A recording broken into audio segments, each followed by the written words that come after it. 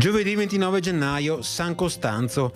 È il 29esimo giorno dall'inizio dell'anno, ne mancano 336 al termine. Il sole sorge alle 7.35 e tramonta alle 17.13. La luna si leva alle 12.55 e tramonta alle 4.51.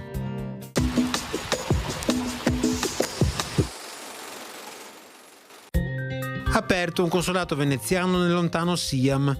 Con esso e con la Cambogia, Venezia intrattiene un grande commercio di legname pregiato, in particolar modo il Calenbeck ed aloe, il cui profumo era particolarmente apprezzato. In cambio venivano dati schiavi e stoffe di lana.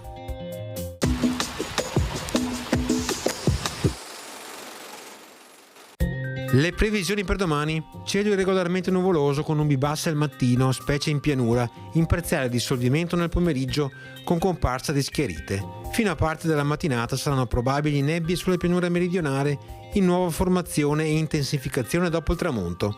Precipitazioni: saranno possibili deboli precipitazioni sparse e a carattere discontinuo, specie sulle zone montane. Temperature minime in calo e raggiunte in serata sui settori settentrionali, con valori prossimi a zero localmente anche in pianura, massime stazionarie o in locale ripresa.